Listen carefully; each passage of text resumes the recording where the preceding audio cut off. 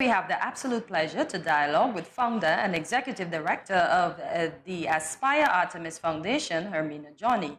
She has worked with the UN, NGOs, royalty, heads of state, and ministers of government through a multi-stakeholder partnership approach to advance the sustainable development goals for the most vulnerable and disadvantaged populations.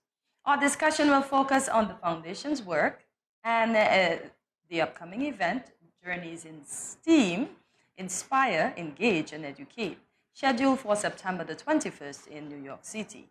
We will also be speaking with Maleah Erskine, the young Kittitian national selected to participate in the event and whose participation marks the first time that a Kittitian national will be represented there. Good morning, ladies, and welcome to Good Morning, SKN. Good morning. Thank you for having us here. And we are pleased to have you both. You are welcome. So, Ms. Johnny, we'll begin with you this morning. When and how was the Aspire Artemis Foundation created? So the Aspire Artemis Foundation was created in 2016 after several years of working in different sectors and seeing many issues that I cared very deeply about, discussed in a way filled with passion, but action was never taken. As a young woman at the time, I was very passionate, just like Maleah herself probably is right now, and eager to get things done. So with a few colleagues, we decided to do some research into the issues that we were involved with at the UN, and to launch an organization. Originally, it started off as, you know, a photo book. The program followed afterwards. So the idea was to highlight the achievements of change makers, mostly female change makers, and then use that as a catalyst towards inspiring future leaders. Because we were a bunch of women who heard things said to be done for women and youth and didn't see it happening. So we decided to take action and formulate a program to deal with those issues as well. Here we are today, and I'm very excited to have embarked on this journey and to have gotten as far as we have. All right, Ms. Johnny, I'd like to focus on your team for a moment. Who comprises your team? So my team is made up of, volunteers, staff members from different sectors, from the public and the private sector, and former ambassadors, former UN staff, and as well as former civil servants. We're men and women just with a passion working on a mission.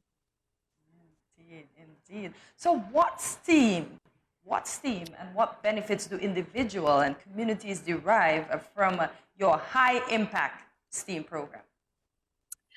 So STEAM, just simply put, is basically incorporating arts and culture into the typical STEM curriculum to spur out-of-the-box thinking and creativity and innovation. As I said, I was a young, passionate person, but some sides of us as human beings are not necessarily represented in the work that we do outrightly.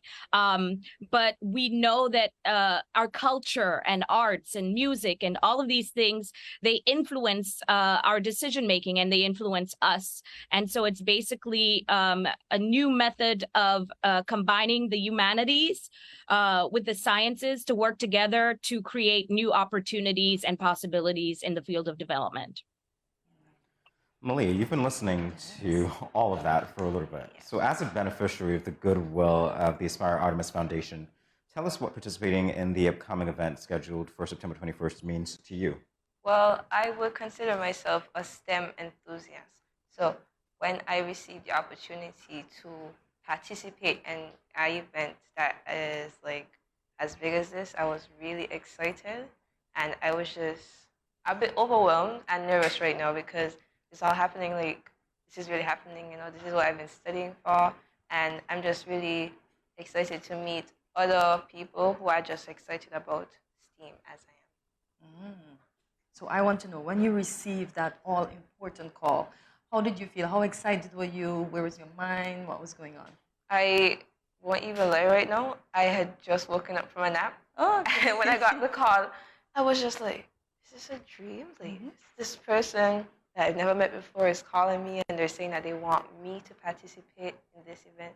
They want me, you know, of all the persons they could have chosen in St. Kitts, that they called me, they chose me. So I'm really grateful that I was chosen to participate.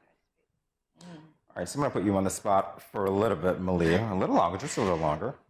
All right, so you are going to this event. How much information were you given about the foundation at the time? Well, when she mentioned it, she mentioned it and she kind of just speed through, you know, with just letting me know that this is what's happening and this is what's going to happen. But then, you know, she stopped and she asked me, have you heard about us? And then I'm like, no, I haven't heard about it. I heard about you guys in St. Kitts. I haven't heard about you guys in the classroom. But then after having received information, because she had sent me a document, sort of, and I'm reading through it, and I'm like, you know what? I am all for this organization. I love what they're doing. I am with their mission, and I understand their goal. Ms. Johnny, when you hear Maleah say that she is pleased to be a part of your work, what does that mean to you? Sorry about that. You know, it means the world to me to hear the passion of a young person for, you know, this work that we think is very, very heavy and you know, something that young people are not interested in. You know, we make assumptions that young people don't want to take an active role in their societies. They don't want to take an active role in changing the way they're educated. But for me, you know, young people have always been at the forefront of change. You know, any world leader has that we can think of, Martin Luther King Jr., Nelson Mandela. These people were very young when they started changing the world. And so I don't know why we stopped listening to young people. I've always been passionate about, you know, the depths of possibility for change that we could accomplish, you know, with the help and the guidance of young people. For me, I'm just very proud and humbled by this, you know, young person who, you know, young people are very honest and judgmental. So to be excited about something like this, it brings me a tremendous joy. What is the connection between the foundation and St. Kitts and Nevis? Well, on the very senior level of our foundation, we have Ambassador Rosalind Hazel. She's an ambassador at large from St. Kitts and Nevis. And also, I mean, it's a beautiful island, much like St. Lucia, where I'm originally from, and a small island nation similar to mine. Small island. Oh, yes. So, Maleah, you have a lot to look forward to. I told you, Maleah, that I was going to put you on the spot. So obviously we're talking to Miss Johnny, who presents herself as a role model for young girls like you who are engaging in STEAM, who are very interested in STEAM. Is there anything that you would like to ask her about her success in that field and how she motivates young people? Well, you know what, that's a hard question, simply because I have many questions. Because I mean, she started this foundation, she's put this all together, and she's doing all these great, amazing things. Like, I can't simplify it to one question, but I could try. My question to her would be, how and when did she know that this was the right journey for her? Okay, so for me, can you hear me? Yes, loud and clear. Okay. So for me, I recognized that this was the right journey when I saw the smiles on the people's faces that I was actually impacted, and to be able to follow their journeys and see them thriving in their future careers as well. That brought me tremendous joy. I talked a lot about, you know, in my previous roles, whether it was at the UN or in the private sector or for government, it was always about talking and seeing papers and white papers being filed and things not being done. And I wasn't feeling or seeing the change, going to all of these high level meetings and not actually being a part of the change that I wanted to be a part of.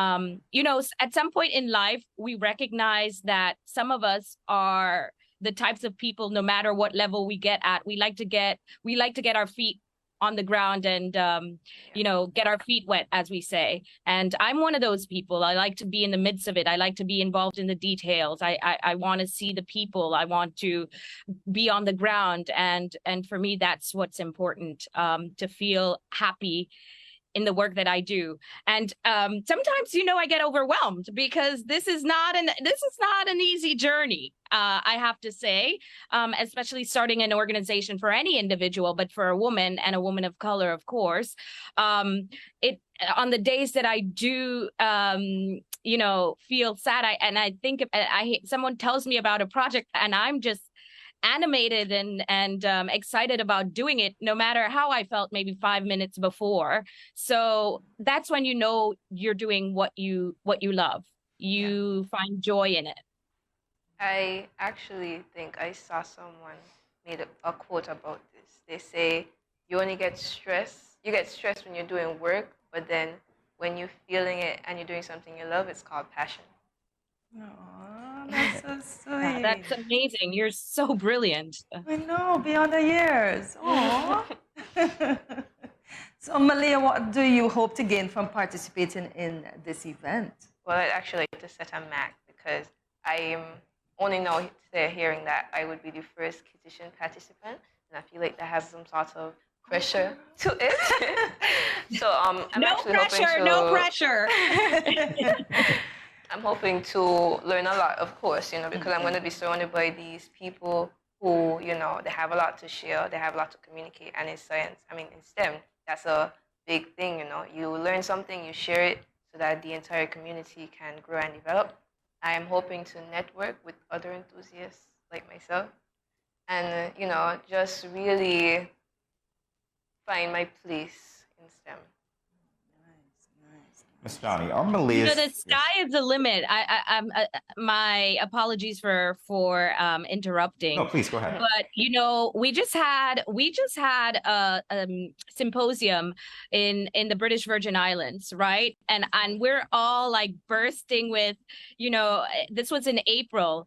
We're all bursting with joy again, reliving something extraordinary that happened. Actually, it was a young girl just like you. She's 17 years old now, and she was in high school, and she participated in an encryption challenge put on by Microsoft, a big tech giant. And this young person solved this encryption challenge that not even, the proctor, the person administering the challenge, who had been doing it for several years, was able to solve.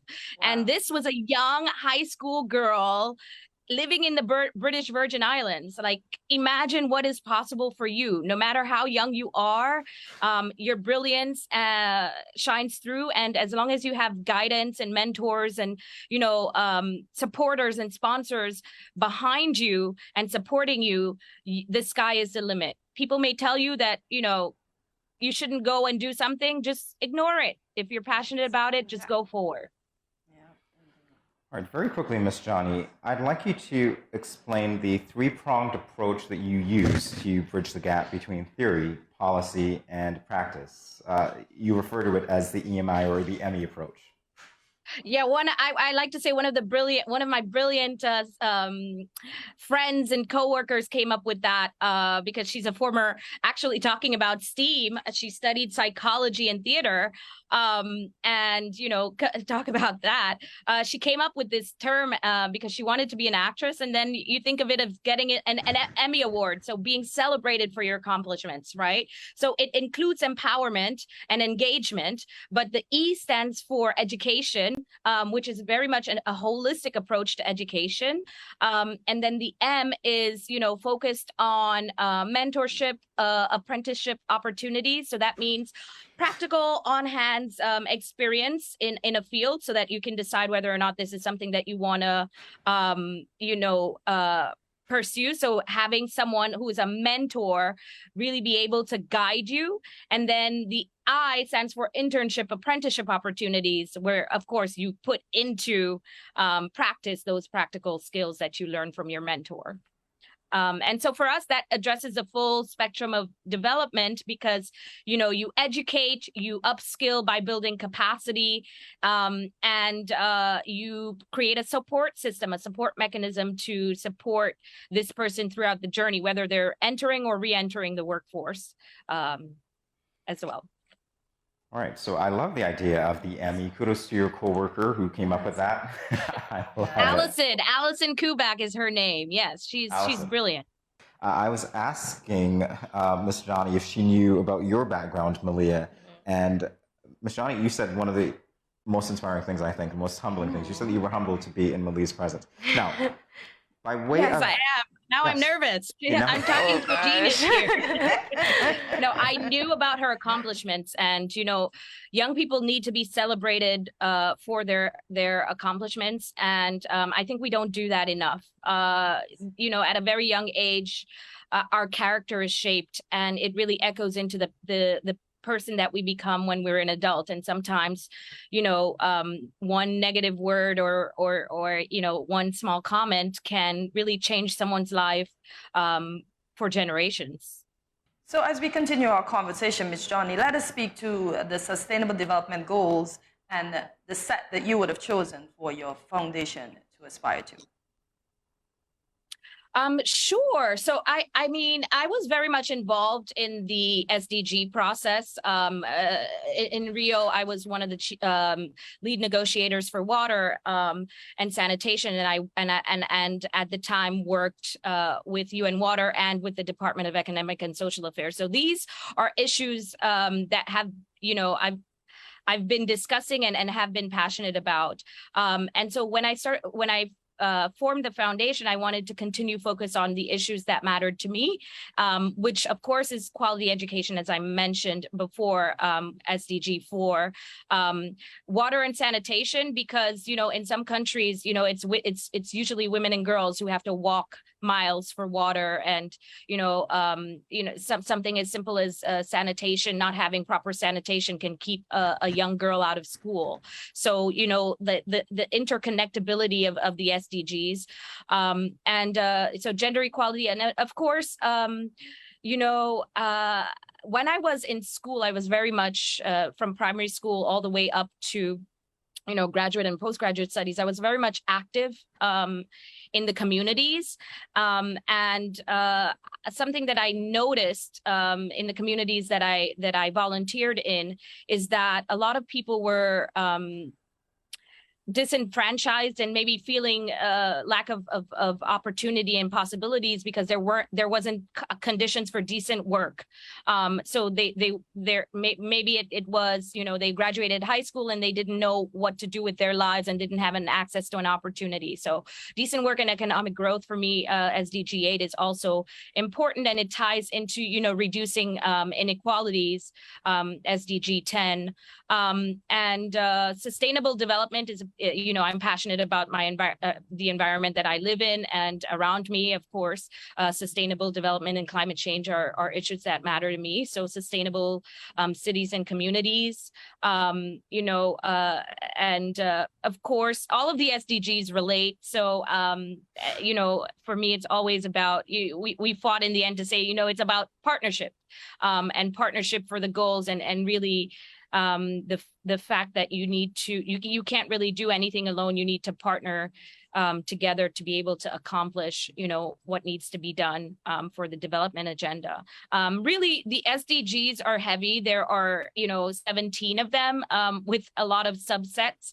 But what it's basically saying is be good, do good, and, follow the golden rule, clean up after yourselves, help others, and be, do, and say good.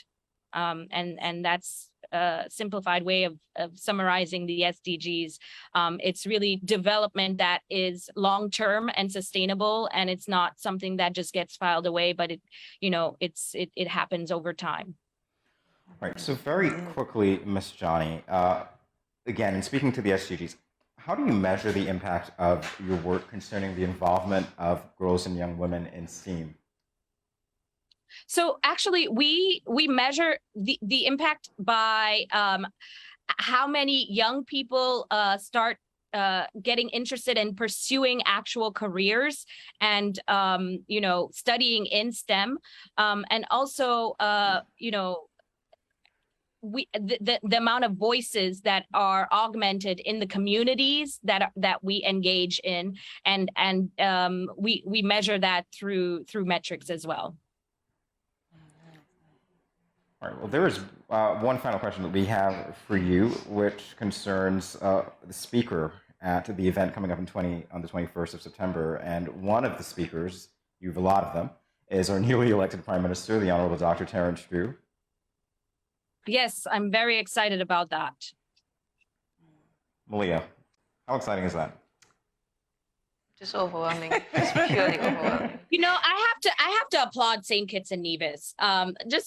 Because honestly, there's a young person leading your country. You have women, within cabinet, you have a new UN ambassador who's a woman. You're doing a lot for young people and youth. And I think this echoes, a lot of what I said earlier, that young people, when they put their voices together and speak up, they can, make action and make change. It's easy for us to complain about issues and say, this is not working. I don't like this happening in my country. But to take an actual step and exercise your right to vote and, put in the people that you want to represent the issues that you care about, or take out or put in whatever the party. And, it's country first, and as an organization and as a diplomat, I'm always in the middle and saying, let's put the issues in the forefront. It doesn't matter what the party is, as long as change happens. And I applaud you for taking a step towards advancing the rights of women and girls by putting women and youth in positions of power. And that says a lot, not only for your community, but to the world, that these issues matter to you. Well, thank you very much. And Maleah, any final words? Well, Sure. yeah, it's just a lot to process, but I am very, very grateful, and I'm really excited to meet Miss Johnny.